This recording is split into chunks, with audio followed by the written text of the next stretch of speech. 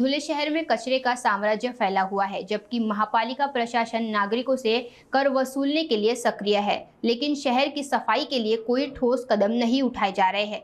स्वच्छ भारत अभियान के तहत कई प्रयास किए गए हैं, लेकिन धुले में इन अभियानों का नजरअंदाज किया जा रहा है। कचरा संग्रह का ठेका एक निजी कंपनी को दिया गया, लेकिन ये कचरा नियमित रूप से नहीं उठा रही। महापालिका आयुक्त ने हर महीने 50 रुपए सफाई कर लगाने का आदेश दिया, जिससे नागरिकों में नाराजगी है।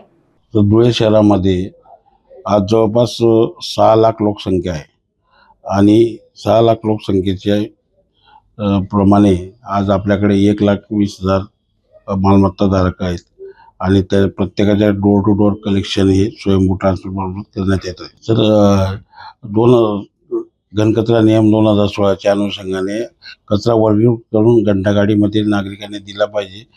त्या अनुषंगाने स्वयंभू ट्रान्सफर मार्फत घर स्तरावर आपली जनजागृती मोहीम राबवली जाते, त्यांना प्रात्यक्षिके दाखवली जातात, परंतु नागरिकांमध्ये त्याचा एवढा उत्कृष्ट प्रतिसाद मिळत नाही। मिक्स स्वरूपातच कचरा नागरिक आपल्याला देत असतात।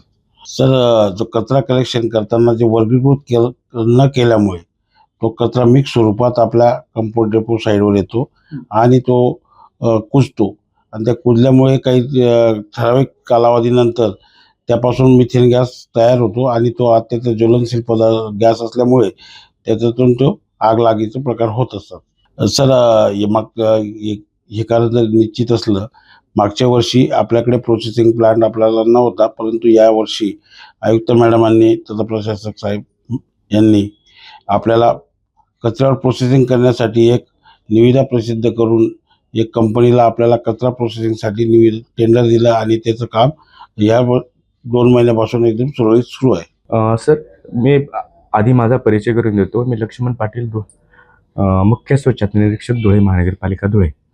धुळे महानगरपालिकेने कचरा संकलनासंदर्भात स्वयंभू ट्रान्सपोर्ट कंपनी पुणे याला कचरा संकलनाचा टेंडर दिलेला आहे।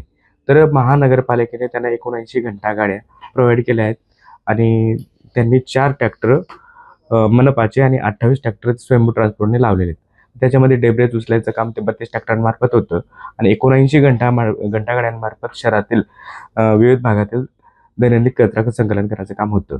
पण या 79 घंटा गाड्यांमध्ये पूर्ण शहरामध्ये कचरा संकलन होत नाही, त्याच्यामुळे आपल्याला घंटा गाड्यांची संख्या अपूर्ण पडते आहे आणि त्या संदर्भात नागरिकांच्या तक्रारी ह्या येत असतात। तरी आपले त्या शासन स्तरावर तसे प्रयत्न चालू आहेत।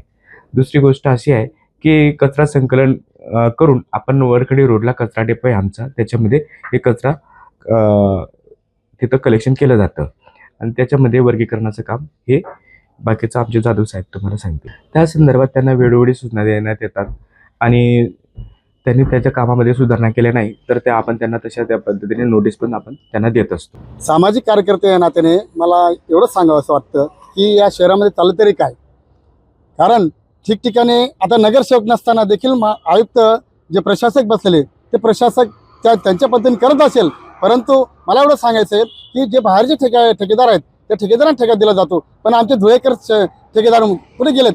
धुळ्यामध्ये भरपूर मोठे उद्योजक आहेत, ठेकेदार आहेत, त्यांना काय काम दिलं जात नाही? मग तुमचं काय हे असं असतं का?